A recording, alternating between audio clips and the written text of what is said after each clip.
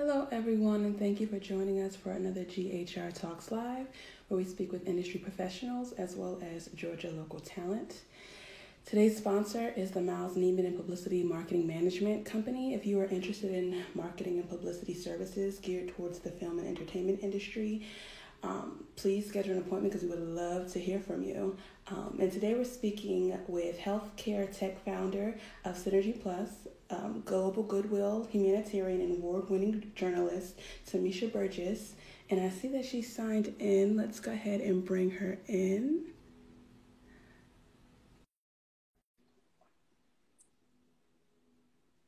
Just waiting for a connection. Jonna. Hello, how are you today? Jonna, I am hanging in there. I'm so excited to be on this live with you. How are you? You know what? As I look at everything that's occurring, going on right now, and then when I see your background, I said, how organic and authentic is it that I'm speaking with you today to kind of pick your brain and discuss everything that's going on today as it deals with mental health and where we stand right now. And I am just happy to be speaking with you because it is hard. It is tough. It isn't easy. And Oh, honey. Oh, my goodness. When I saw, I want to say thank you to the Georgia Hollywood Review. Thank you, Miles. But when I saw that you followed this page, my personal page, and Fireside Chats for Global Women, I looked and I said, okay, is this Jonna?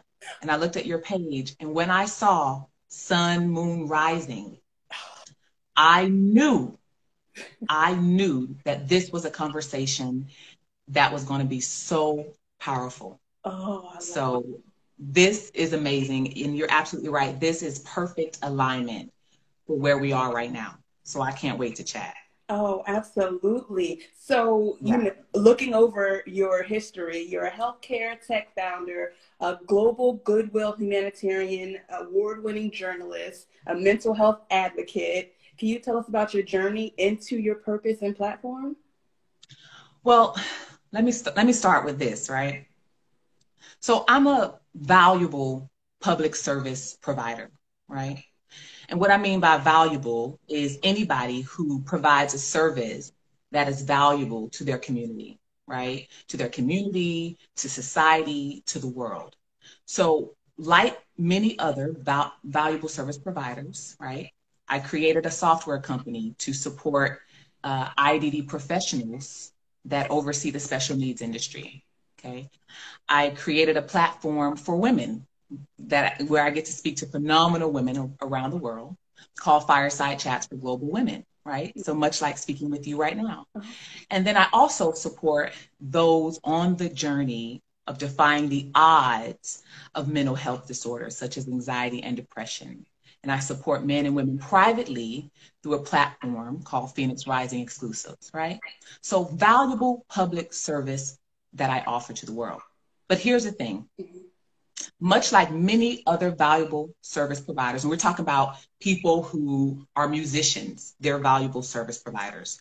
We're talking about writers, they're valuable service providers. We're talking about hosts like yourself who are valuable service providers. I think I saw on your page that you have a image and branding company. That is a valuable service that you provide to the world. We're talking about singers, dancers, public speakers.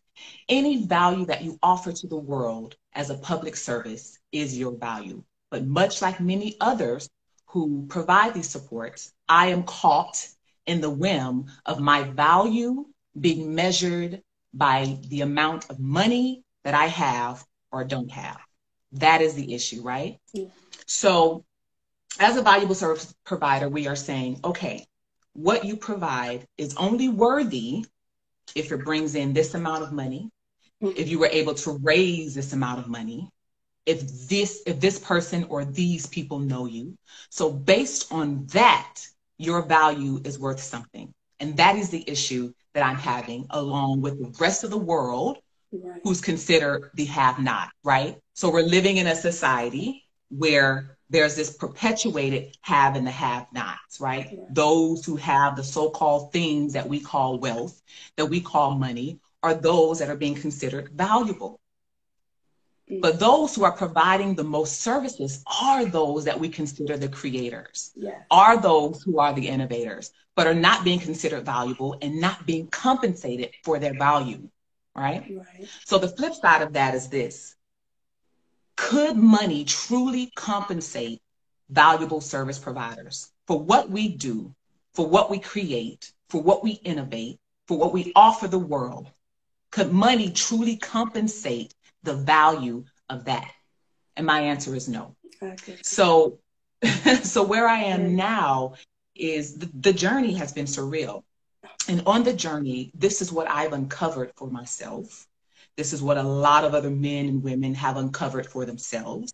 They are stuck between the whim of saying, am I valuable? If what I'm offering is valuable, why can't I be fully compensated for that? And the truth is, we can't be fully compensated for it because money could never measure up to the value that we offer the world. And we've allowed society, what we've been taught about ourselves and about the world around us to tell us if we are valuable or not. We've placed our wealth in the idea of how much money we have and how much money we don't have.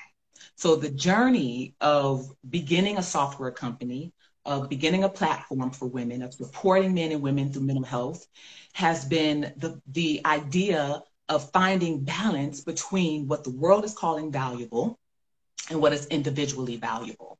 And that is the problem. So we look around the world and we're seeing people who have so much to offer, not being able to pay bills, not being able to what we call make a living, not being able to sustain, not being able to eat, whatever the basic necessities are, not being able to do that. Why? Because their value is not being respected as true value because it is measured by the amount of money that they have.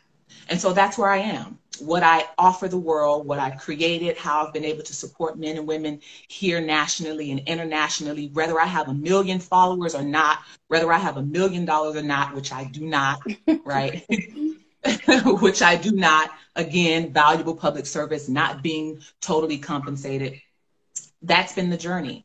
So with my software company, with Synergy Plus, it's been in position since 2017. It's been in position to solve some of the problems that I faced as a consulting in the IDD industry, the intellectual developmental disabilities industry. It's been in position since 2017 to solve some of the problems that were prevalent before the so-called pandemic, right? And so what people are realizing now is that, oh, well, these aren't really new problems, are they? They're not new problems at all. The only thing that this pandemic has done was shed light on the things that have been problems since the dawn of time, right? The only thing it's shedding light on is the idea that the have and the have not has existed for a very, very long time. So the question now is, what are we going to do about it? Right. So that's where I am. So in bringing Synergy Plus to market and doing the work that I'm doing with my humanitarian efforts, this is where we are. I am a valuable service provider stuck in the yin and yang between what is considered valuable and what is considered not valuable based on the amount of money. So, so here we are. Right. And that's definitely something that needs to be shed light on these days, especially with a lot of people losing their job, going in different directions, knowing that their calling is more than what they've possibly been doing. And to have somebody like you, to kind of balance that out and bring that perception to them to think about, I think is very important. I think it's a great opportunity and time more than ever now to definitely be having, these discussions. So definitely. And having the discussions, sure. But after we have the discussions, like after we get off of this live today, what's going to be the next steps, right? Because we've been having these discussions. Like these issues aren't new issues. We've been talking about them. But the problem is once we're done talking about them, people just go back to their regular lives, right? Or whatever we're calling regular, or whatever we are doing as far as what people are saying, adjusting to this new normal, which blows my mind because my idea is I don't want to adjust to a new normal. I want to create my idea of a new normal. And so many people do. right? Yeah. So the idea of innovators and creators and business owners and, hosts and brand image ambassadors, all that stuff, all the creators right now, if you're listening to this or whenever you decide to listen to this in the near future, the idea isn't to just talk about it and then Right. adjust to the normal. The idea is to talk about it, get it out in front of you, make it plain, and then take the necessary steps to not adjust, but to create your idea of your new normal, not falling into the same, excuse me, there's somebody mowing the grass, if you can Oh. hear that loudly. So not falling into the same patterns, the same repetitive, things that we've been doing since the dawn of time. It's creating our ideas of the new normal, not just Yeah. falling in line when Simon says go. Right, Right. right. And so So, many people need help getting to that point because they've been so conditioned of doing, the same old, or just, just trying to figure out how to get to that point to create those opportunities and to innovate and to get with, people like yourself, or just find that within themselves to actually, be able to create that inner and bring it outer. So I think that's definitely something that we all need to be focused on and definitely put in action towards. So I definitely agree yeah, with you on that. So as a yeah. humanitarian aid worker position, what's your greatest accomplishment this far? My greatest accomplishment has being able to be able, what's that? I Being do that able, sometimes too. being able to come out to the forefront on issues that have been considered unusual, on issues that have been considered unorthodox, right? Mm, So when I started Phoenix Rising Exclusives to support men and women who struggle with anxiety and depression, the premise behind that is painting a new picture, sharing a shifted perspective about mental health disorder, right? Shifting the perspective from being a diagnosis, from just being a labeled diagnosis, to shifting the perspective into something that says that there's something that lives beneath what we are calling anxiety and depression. And what that is years and years of suppressed and pressed down thoughts and emotions, things that we have kept hidden, things that we've wanted to say, things that we wanted to do, who we really are, being able to shift the perspective of anxiety and depression from just being a labeled diagnosis to saying this is something that you can turn into your power, and sharing that with the world. And the response that I've gotten back from certain people on the journey through anxiety and depression has been, I've never thought about it that way. I've never considered that the reason anxiety and depression has shown up for me is because I have suppressed my own power. So the greatest accomplishment to me is people being able to look in the mirror and call forth their power through anxiety and depression, being able to shift that perspective from something being wrong with you to something being absolutely effing amazing about you. Right. And it's so important because right now a lot of anxiety and depression is definitely going on. And there's some people who don't even acknowledge that they're even depressed, or if, that they are going through anxiety, with all the chaos going on around us. What are some holistic approaches that you can give or suggest to those right now dealing with all the chaos that's going on in the world today, that are home, that are maybe silenced, that don't want to come out and speak about it? Some people are either embarrassed or just don't know who to talk to. What do you suggest in that scenario? So a little while ago, you asked about what was what I was most proud of to bring to the forefront, and I mentioned perspectives that were considered unorthodox, right? Meaning outside of the norm, meaning outside of everything that you've ever been taught about yourself and about the world around you, meaning in contrast to your traditional beliefs, in contrast to ideas about religion, in contrast to ideas about traditions, all of that stuff. Right. So I'm going to share an unorthodox approach, okay, outside of the norm.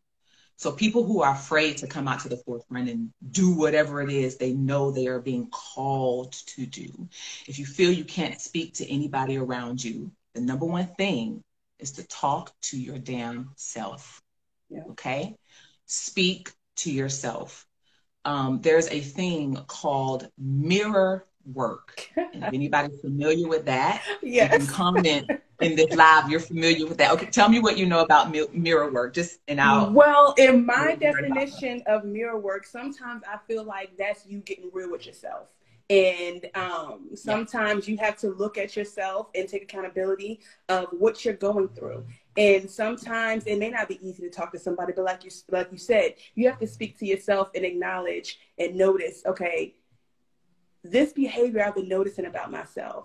Okay, now that I notice it, what am I going to do about it? And it helps talking to yourself outside of journaling. So sometimes you have to talk to yourself to get through that point and talk some real stuff to yourself. I don't know if it's this other person that comes out that tells you about yourself, about what you need to be doing. You know, this is the way that you should go about doing it. Or I don't know what it is, but I just know it definitely helps. And I crack up laughing because I watch Insecure. And Issa does it a lot in her. You watch Insecure, right? I've heard of Insecure, yeah. Okay, Yeah. she does it a lot throughout her TV shows, and I find it funny because I'm like, I thought I was the only person that does that, but I definitely know it helps. I may not be doing it right, but you know, you can give some tips. You know what? When you are moving into that yourself, it is right? It is your idea of right. If you are in the motion of doing it, it is right. It is right for you, right? Insecure. Okay, I like to say this term, art imitating life, right? So what she's doing in that show, mirror work, is a real powerful thing. And it's oftentimes, and people kind of laugh and ignore this, but oftentimes movies, music, art is imitating some of the most powerful, magical tools that you can use for yourself to help yourself thrive, to help you command your power to the forefront. So you're absolutely in your power when you are doing that. And yes, when you mention that you don't know if something or someone else comes to the forefront when you're talking to yourself, when you're being real with yourself, there is something or someone else that comes to the forefront. It is that inner power that we have taught ourselves to suppress, right? Mm-hmm. Taught ourselves to suppress, that the world may have considered to be uncomfortable to them. When that power decides to show up and there's other people around, that power can make other people uncomfortable who haven't seen you in that light before. So when you are talking to yourself in the mirror, there is a contrast power that comes out. And it is this other person, this other you, that's just another you, that you've kept hidden from the world. And so through Phoenix Rising Exclusives, this is some of the practices that I work with. These are some of the techniques that I support individuals with, is this mirror work. So when you're standing in the mirror, right, you are absolutely commanding your power, your you that you kept hidden and suppressed, to come to the forefront. And when it comes to when you, and I say when it, I'm saying that just generally, but when you come to the forefront, you get to have some real conversation with yourself. And you're absolutely right. Before you can get that out on paper, you have to talk it out. Sometimes when I'm sitting in my living room and I'm meditating before I'm writing an article or writing a proposal or something, I talk to myself on purpose, out loud. Now, this is unorthodox, right? Because the world teaches you, licensed therapists have taught you, talking to yourself is crazy. Can't talk to yourself, right? Or people say, you talk to yourself, and well, you can talk to yourself, but don't talk back.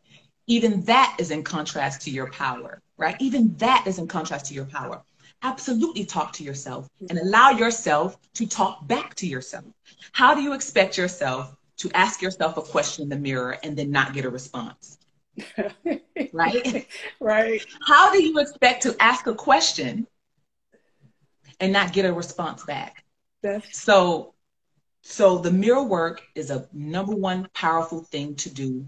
And what I also suggest in doing this mirror work is being completely and totally bare when you're standing in the mirror. Some time ago, I wrote an article. It's on my LinkedIn. I wrote an article just recently. It's called Anxiety and Depression Speaks. Yes. What are they trying to tell you? But I also wrote an article last year. It's called Me Too, Shifting the Narrative. It's a new thought perspective on turning pain into power. And in that article, and I also did an audio version too, but in that audio version, I walk people through a meditation. I walk people through mirror work. And what it suggests is for you to stand in front of the mirror, butt ass naked. Okay. This is where you are real and raw with yourself, right? You're raw with yourself from within, as within, so without. So you stand in this mirror, you have a conversation with yourself.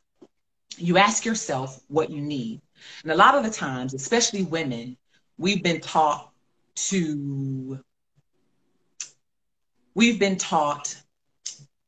allow somebody else to give us or ask us what it is that we need, as opposed to asking ourselves, Jonna, what do you need?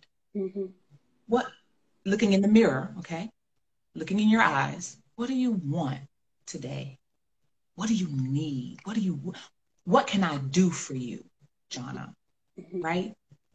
What can I do for you? What can I do to make you feel good today? What can I do to make you feel sexy today? How can I make your wish my command? Right? And I'm talking about this pure, unadulterated, raw, sexy, powerful energy that you are sharing with you and you in the mirror. You're not waiting to receive that from a partner. Right. You're not waiting to receive that from a family member. You're giving it to yourself. Right. You're asking yourself, what do you need, baby? Call yourself baby. Right. Right? What do you need, sweetheart? How can I fulfill your command? Yes. And that's definitely a part of self-love also. Oh, sure. Yeah. Absolutely. It's self-love. When we say self-love can sound so, like people say, oh, self-love, love yourself. And we miss the mark of the idea of what self-love, the gravity of what self-love is. Self-love looks like and feels like what romance feels like. With yourself. Self-love is and feels like when you are dating someone, you know, that new freshness. Self-love feels romantic. Self-love feels passionate. So you're not waiting to learn what love is or what self-love is from the world around you or from relationships or from your family. Right. You are teaching yourself what love is. How? Because you're giving it to yourself first, right? That's important. You're teaching yourself what romance is. Why? Because you're romancing yourself first. So when it shows up in the world around you, when it shows up in relationships, when it shows up in friendships, you already know what it is. You don't have to question what love is. You already know what it is. Why? Because you've taught yourself what it looks like and you've taught yourself what it feels like. That is the gravity of self-love, right? Yeah. So, you know, a lot of times we throw it around like, oh, love yourself, you know, love your, of course, right? But what does that really feel like to love yourself? It feels like passion. It feels like romance. It feels sexy. Yes. Yes. You're giving it to yourself first. Yes. It's all that, and then it's all that inner work that you do on the inside, because so many times we're distracted with work and here, we got to be here, we got to do this, we got to do that, that sometimes we never get a chance to work on ourselves. If it's not taught to us, if we're not coming across it in a self-help book, or if we don't have wonderful women like you around to teach that, a lot of that has not been taught to a lot of women, a lot of people.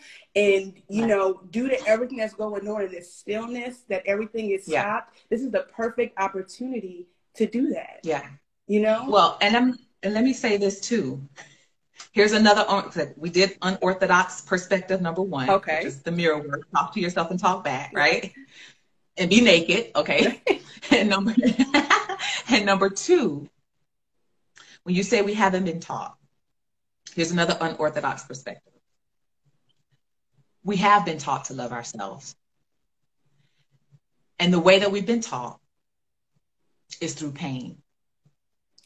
Now, let me explain what I mean. Okay. So when we say we haven't been taught, we're seeing it as if, all right, Well, I didn't have my father in my life, so I really don't know what love is from the opposite sex, right? And what I probably learned from the opposite sex for a lot of women probably came through rape or molestation. Okay. I probably, had, like me, I had a working mother. She's a single mother, raised 4 of us. Okay. So she's preparing to put food on the table, right? She's going to work, and she wasn't a 9 to 5, or she was a 9 to 8 p.m.er. She was a 9 to 10 p.m. sometimes. She would even bring her work home. So she is focused on raising her family, raising her children, keeping a roof over our heads, paying the bills, right? Making sure we're going to school. So a lot of us didn't have it where we had parents to just sit down and even teach us what self-love was, number one, because they didn't receive it themselves. Right. You can't teach what you don't know. My mother grew up in a very tough environment with very, very strict rules and strict parenting rules, right? It was like, speak when you're spoken to. So the idea of self-love did not even exist, right? So when I say that we learned self-love through pain, I mean that to say that when you have faced betrayals, heartbreak, betrayals in friendships, betrayals in work relationships, when you have faced what we would call hate, or the contrast, or the backstabs, right? All of that is a setup for you to discover self-love. And what that means is when you realize that you're not getting it from the outside world, you are forced to give it to yourself. You are forced to teach yourself. Why? Because the pain is so excruciating that it forces you to wake up. Now, I put out a video called Another Unorthodox View.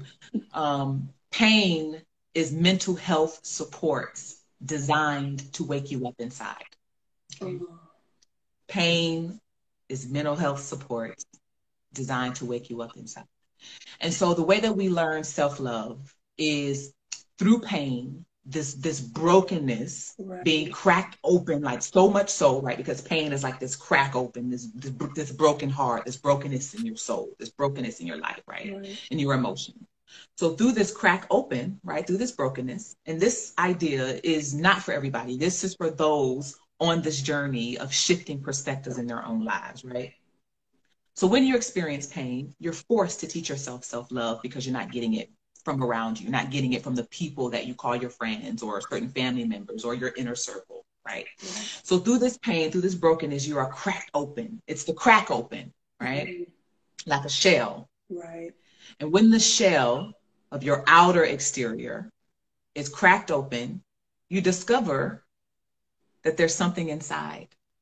Okay. You discover that there's something inside of the shell. And what is that you discover? That you discover through the brokenness that had to come first, right? It had to be cracked open. So that you discover inside is like, wow, I didn't know that lived there, right? So while you're crying and, oh, why did this happen to me? I'm a good person. I know I'm a good person. Why did they do this? What did they do? You're crying and you're looking and you're dissecting this pain. And you look inside and you're wiping your eyes and you're like, what's that? Right? What is that lives within this shell? That you discover through the pain, through the brokenness, is your self-love. Is your power that you've kept hidden. Is yourself that you've kept hidden. Is your badassness that you've kept hidden. Okay? Once you bring this to the surface, you command this power forward, you realize that the people that you've had around you, that the people you may have called family, some people you may have called friends, people that you may have been in relationships in, were truly, although painful, some of the greatest teachers. Why? Because they helped you to uncover your badassness. They helped you to uncover your self-love. And had it not been for that, you would have never been able to teach yourself. So we have had teachers, although unorthodox, although uncomfortable, although painful, we've had them. And the reason why, and this is proof, us having this conversation right now is proof that we've had some great teachers and have discovered and created our ideas of self-love, because now we've written the book on what love looks like. Absolutely. Now we've written the book on what self-love looks like. So nobody can tell me what it should feel like and what it should look like, because I've uncovered it and discovered it for myself. Right. Through your own journey, through your own stories. And you're absolutely right. And, you know, just knowing people that are still going through the motion of pain, and you're just looking like, okay, when are you going to get to that point where you're going to allow that crack to open up so you can heal yourself? Like, how long are you going to stay in that, you know, pain, that hurt, that grief? Like, when are you going to get to that point where you see the shell open and all you have to do is just dig a little deeper, you know, speak to yourself in the mirror, like getting people from that point of sitting in the pain. And I know there's a time, everybody has their moment, you got to get through it. You know, I know me personally, how when I know I'm going through something, I look at how it affects me. And now I say, okay, considering how it affects me, I only allow myself 2 days. And them 2 days, I need to get it out, whatever it is I need to do. But after that, I got to get right back to it and do my techniques, or, you know, whatever it is I need to do, whether it's meditating, reading, going to the mirror, you know, that's how I get myself out of it. But that's a lot of work that I have to do with myself. Not everybody has gotten to that point. Some people are still in that position, and trying to get them to see that and to know that it's there. It's achievable. It's not hard to get. You know, that I think is the hard part, especially right now. Everybody's so enraged and everybody's so upset and everybody's so mad. But, you know. But, you know, you said something when you asked, you know, of course, everybody's on their own journeys, and, you know, when are you going to get there? When are you going to, you know, be able to unleash the pain? And the reality is, Jonna, for a lot of people, they'll never be able to release the pain. You know why? And not even why. It's not even why. I take that back. For some people, the pain will never be able to be released. Mm-hmm. Okay, so another unorthodox perspective, number 3. I love it. How many are we going to get to today? You know, because this is like diving into, you know, the whole thing about mental health, and just, you know, shifting these beliefs that we have about pain and stuff, right? It's calling and commanding the power forward. So asking somebody to forget about pain, and I'm not a mother, you know, I'm not sure if you're a mother. I'm not a mother. I'm a mother of my creations with my hands, but not a mother as far as my womb, right? But asking a person to forget about pain is like asking a mother to forget about the pain that she endured when she pushed forth her child into the world. And let me explain what I mean. So here's the unorthodox view, right? So when a mother is giving birth, right, and the child is brought into the world, although beautiful, it was painful as hell for a lot of women. Right? Could we ask her truly to forget about the pain that brought this beauty to the world? No, she'd never forget it. You can ask your mom right now. If you're able to ask your mom, Mama, you forgot about when you gave birth to me, right? She'd probably look at you like you're crazy. No, what? I was in labor 13 hours and 2 minutes, or however long, right? Right. So asking people to forget about pain is almost asking them to forget about the beauty that was birthed from the pain. Mm-hmm. It's like when a seed is being planted into the ground, or when a butterfly is in its cocoon phase, right? That butterfly thinks it's dying. And in so many ways it is dying, right? According to research, the caterpillar stage is very painful for the butterfly, okay? Just like the birthing is very painful for the mother. Just like experiences can be very painful for us that are coming through this dark journey. Right? But once the butterfly emerges, it is the most beautiful thing that was birthed through the pain. Okay. Right. So asking people to forget about the pain would be like asking me to forget about how I came into being in the first place. Some cases I will never forget the pain. In a lot of cases, I may not want to forget the pain. Why? Because that pain is a reminder of how unfuckwithable I've become, if I can say that on IG Live. All right. Okay. The pain is a reminder of all of the power that I've uncovered, that I've unveiled about myself. The pain is like the soil, the dirt, right? That I was planted into, right? The pain, all the dirt, you know, anything that somebody tried to throw on your name, all of the hate that you've experienced, all of the backstabs, all of the heartbreak, all of the disappointments, right? Right. The dirt is like forgetting that you grew through the darkness, through the dirt. You cannot. Right. It's like asking a tree to forget that it has a stump in the ground. It cannot. Right. Right? So, excuse me, so pain can be a very powerful motif. It just depends on how you are shifting your perspective about the pain to begin with. So for those of you who may be listening or listen to this in the future, if you are unable to forget the pain, then don't try to forget, right? Thrive from it and let it be your reminder of how powerful you are. Absolutely. Absolutely. That was so powerful. And you're absolutely right. Like, because that pain definitely adds to your story. And it's something you can't just overlook. So, you know, you're definitely right. As much as you want the next step to start, you have to acknowledge and know that that's where you came from. This is where you are now. So it definitely, of course, plays a pivotal, you know, role in where you're at right now. So definitely some pains are just unforgettable. Unforgettable. You know, when I was writing Me Too, Shifting the Narrative, I included a lot of stories in there from women who experienced rape and molestation. And one of them was from Gabrielle Union. Hey, Gabrielle, if you ever see this girl, right? Shout out to me and Jonna.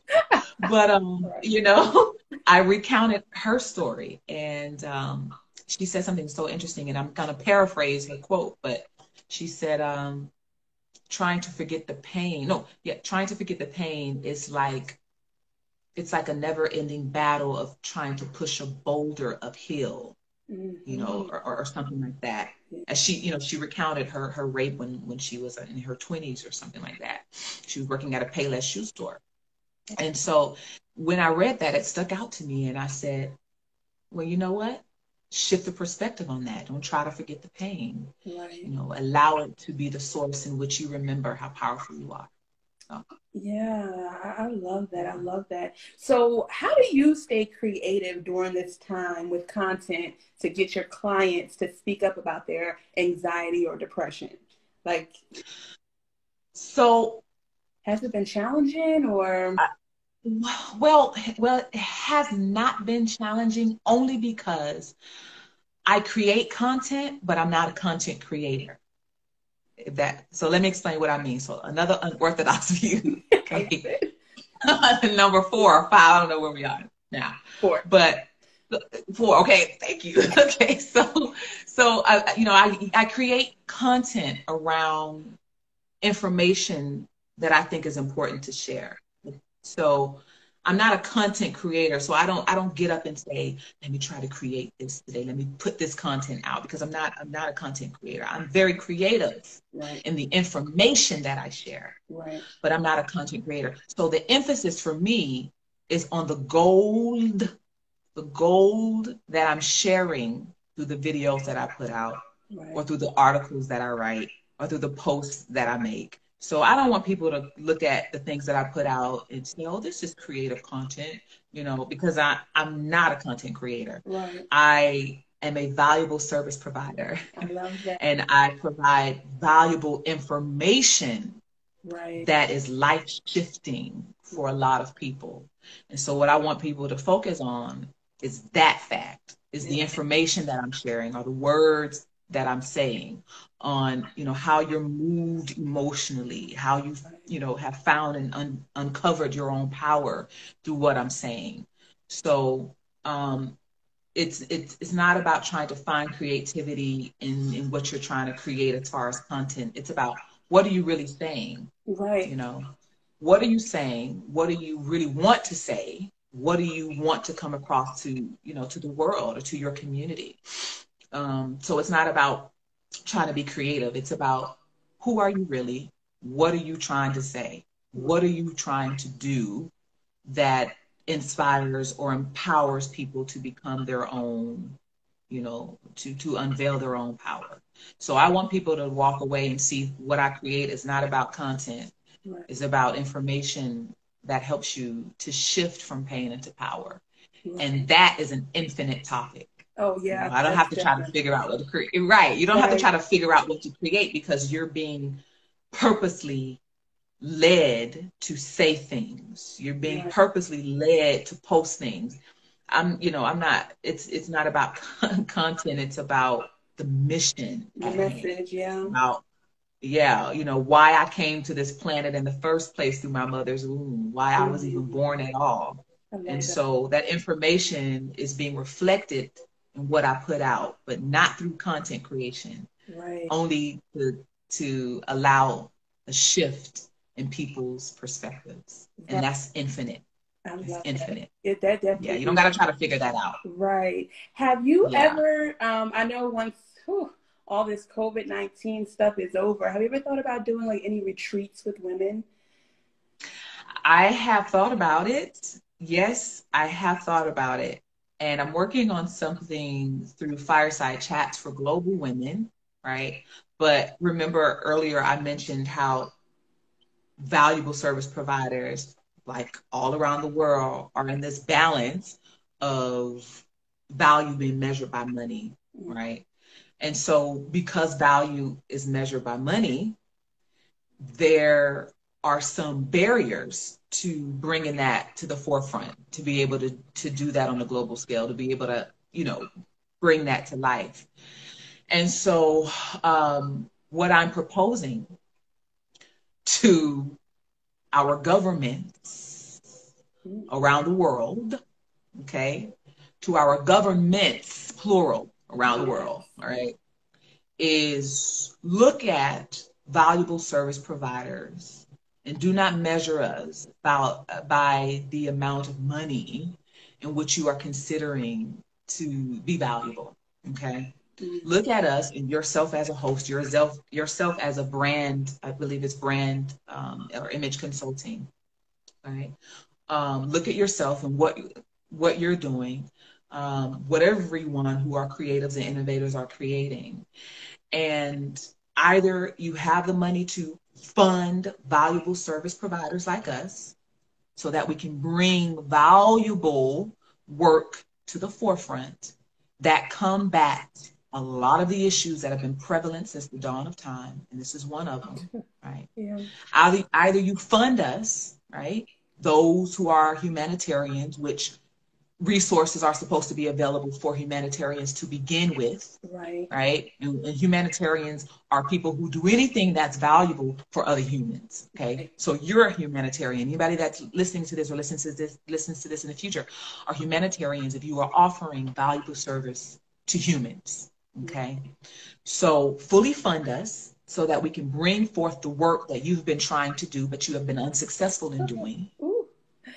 Right. Okay. That's. We are here, okay? If you cannot fund us because you can't make enough money to do it, right? Then create a system that is a valuable public service exchange system. Here we are. I'm going to propose it.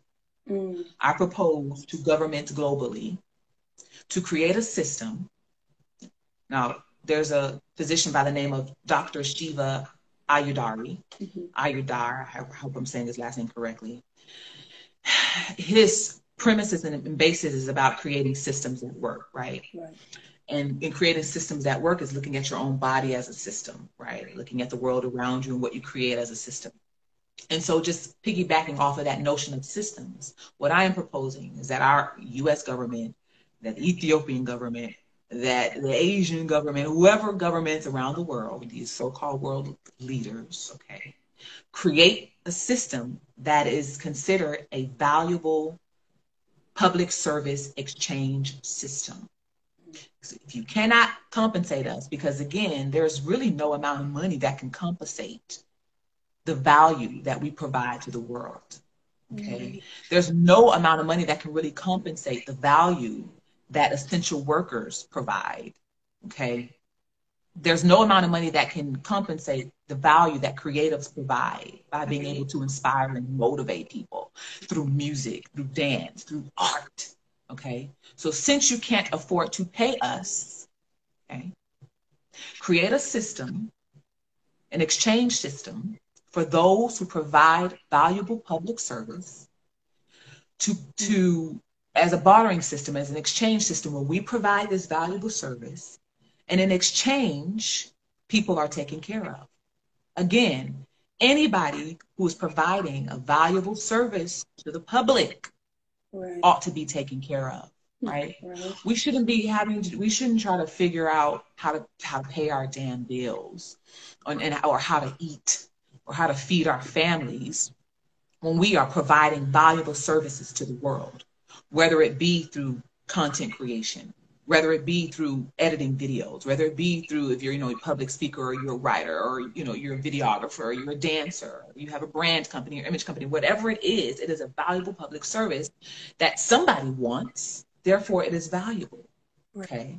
So since you can't afford to pay us, create this exchange system where if we are providing this valuable public service, that in exchange, that basic needs be taken care of. This is the same thing that Bernie Sanders has been talking about since the dawn of time, and so many others, right?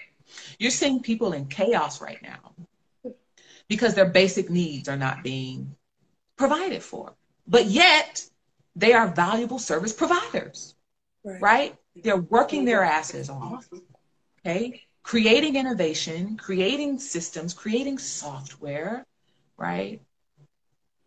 Creating healing modalities, but aren't being properly compensated, giving to the world and not receiving. And I think there's a huge misconception about giving with no expectancy. I don't know what the Bible says about it. Giving with no expectancy to receive or something. I'm sure the Bible people who read that will correct me later on. I don't know. But it's something to that notion, give without expecting anything in return or something like that. That notion in and of itself is completely misinterpreted. There is no way that you should be giving and not receiving. There is no way, right? Unless you are a bamboo tree, right? Which takes 5 years before it reaches surface and comes out of the ground. Right. Unless you are a bamboo tree, I'm not, and even that, and that's a guarantee. That's pretty much a guarantee. You know that tree is growing under the ground for 5 years, and you're going to reap the benefits in 5 years. You know that. So unless you are a bonsai tree or a bamboo tree, okay, there is no way that people who are public service providers ought to continue to provide public services and their basic needs are not met. So in order to bring about, some of the most amazing things that we can do for women or just people on the planet is if you cannot compensate us, create an exchange system where people are provided for who are rendering valuable services. Yeah, absolutely. I would love to see that come into play. I would definitely love to come see that come into play. We had somebody ask the same question I asked. Are you planning a women's retreat? Well, I think that's my mom. Really? Oh, hey, Mama. I would love to be at a women's retreat right now, especially with you, because I feel like it'll be so passionate, informative, and so many tools women can walk away with. I think that's so needed. That's so needed. So can you? No. Go ahead. Finish. I just wanted to add to people. People want to retreat. We want to retreat because we want to escape from the madness. That's what a retreat means. It means help us get away from the madness.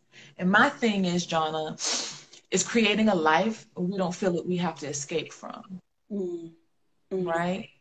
A retreat will be just a luxury because we feel like we can, not because we feel like we want to escape our day to day. Right. That is what's heartbreaking. When we say retreat, that means take me away from here. Right, right. That means Calgon, take me away from here. And so, in the idea of creating a new normal, what I am saying is, let's create lives that we don't want to escape from. Right. Let's create everyday lives that we don't want to escape from. Let's create the kind of jobs or whatever, and I don't like saying jobs, let's say public service providers, right? Let's be in public service in which we feel we're not exhausted at the end of the day. Right. Let's create our worlds, our ideas of worlds in which we don't feel we need to retreat from. The only time we jump on a plane to go to Tahiti is because we feel like it. Not because we're trying to escape, not because we're trying to decompress from the stresses of the world. It shouldn't be this much stress. It shouldn't be. is abnormal. Very. It is abnormal, but we have called it normal. And so we say, let's create a retreat. Life was never supposed to be meant to be lived as something to escape from. People, are just kind of like right now, rioting all over. It's just everything that's going on with, all of the protests and the rioting and the marching. That is not something, we have created it as a normal thing. Yeah. We have normalized being picked out to be picked on. We have normalized being screwed over. We have normalized living in high stress environments. Right. And so for me, the idea of creating a new normal is creating the contrast that exists to the bitter. The contrast that exists to the bitter is the sweet, right? Right. So we don't have to just dwell in the bitterness. We don't have to just, create marches to try to combat stuff. That stuff is going to exist. It always has existed, and it will forever exist. Everything exists, and nothing can without its opposite. My question is, what are we choosing? Right. That's important. What are we choosing? What are we choosing? That's a nice question to put out there. What are you choosing? Yeah. That's absolutely amazing. So are there any self-improvement or self-help books that you can recommend? Yes. There is. Now I feel like I have to go get it. Hold on. Okay. Hold on. I know we're on live. Just 1 second. No, it's okay. But I've enjoyed it. I recommended this book in Me Too Shifting the Narrative. The article is on my LinkedIn, Me Too Shifting the Narrative, a new thought perspective on turning pain into power. It's an article, okay? So that means it's short and it's a quick read. But the book that I recommend, and I also recommended it in that article, is Sacred Woman. I have that book. I feel like I need to go run and get mine. I feel like I need to run and get mine. You gotta go. Do you have yours handy? Give me a second. Come on. Prove it to us. Prove it to us that you are on this journey.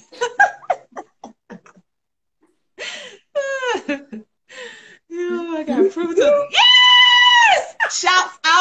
Shouts out to Queen Afua. Yes. From one queen to the next queen, Jonna and I are up in this piece. Yes. Yes, I love it. Woman.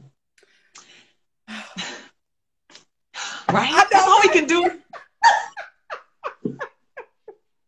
We need a book club.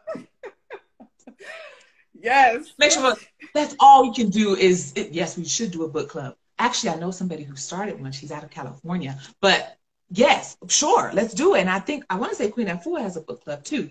Oh. I'm not sure. Okay. But yes. I recommend for any woman that can get your hands on this. My favorite practice in here, well, all of them are good, but one of my favorite ones is the quiet practice. Mhm. And it's where you don't speak for 2 or 3 days or Ooh. something like that. Yes. It's where you don't speak for 2 or 3 days and you just listen to yourself, right? Mhm. So remember we talked about that mirror work earlier? A great practice to follow up with after you've talked to yourself, after you've responded to yourself, is to go into quietness and then listen to what yourself has to say.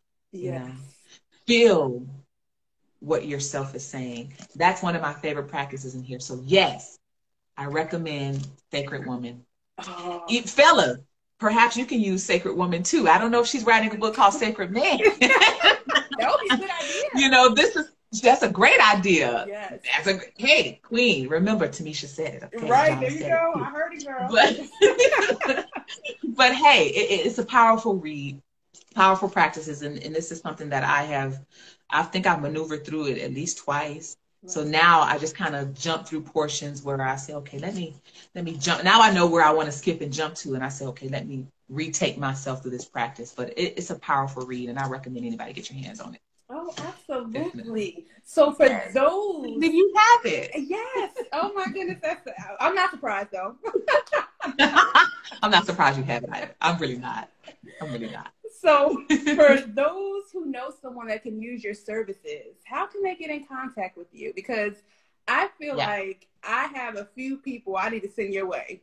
And Yeah. But I would love to talk to you as well because, please. I feel like there's a lot of work we can do together. As women, especially right now, we need to come together as healers, using our platform to, spread the love and, like I said, like you were mentioning earlier, bring it out. I'm sorry. Absolutely. And I just kind of want to add this to Jonna, like, those on the journey who are, have been new business owners or have been business owners, or you're coming to the forefront or to the market with whatever it is that you created, like what I've done for the IDD industry and professionals that oversee Medicaid now and Comp waiver services, right? Mm-hmm. What I say is, if there is a calling that is within you to bring something to market, to bring something to the forefront, that seems to be in contrast to what your day-to-day is, right? Because what I've heard a lot of is, well, I have this, professional, kind of job, and what I really want to do is, help women. There are some professional women who I know that run Fortune 500 companies, but they want to bring to the forefront healing sex shame, right? Mm-hmm. And feel that they have to choose between one or the other. So through Phoenix Rising Exclusive, one of the things to bring to the forefront is that power that you're keeping suppressed. And so if you are ready to do that, because Phoenix Rising Exclusives is not for everyone, I'm going to be very, very upfront when I say that. Mm-hmm. It's not for everyone, because this is the journey for those who are ready to turn their pain into power, okay? Right. It's not like a typical counseling service. It's not your traditional approach to mental health supports. This is for those on the journey who know that they are on the journey of uncovering their power, who know that they are on the journey of the Phoenix rising, right? Coming through the darkness and being birthed into the dawn of your new days. This is for the people who are dying to their old ideas, their old thought patterns, dying to their old ways of being, people who are even changing their name because they are unbecoming in order to become, okay? These are for the people who are ready to call forth and bring their badassness to the forefront. So whether you are a professional, whether you make a multi-million dollars a year or $1 billion a year, whatever that is, if you feel that you are ready to bring another power that you have kept suppressed to the forefront, then I will say email me. But it's not for everybody. Not everybody will benefit, because this journey isn't for everybody. Absolutely. Right? So if that sounds like you, and if you are ready to, what I say, become friends with the dark part of yourself, if you are ready to become friends with the darkness, make the darkness your ally, right, and turn your pain into power, and journey down the road that is considered unorthodox to the rest of the world. Okay. Then email me. Other than that, I wouldn't be the person that you need to contact. Okay. Oh. So if you're ready, email me at tamishaburgess@gmail.com. Okay, it's my first and last name at gmail.com, just to communicate, just to find out more. And you can also visit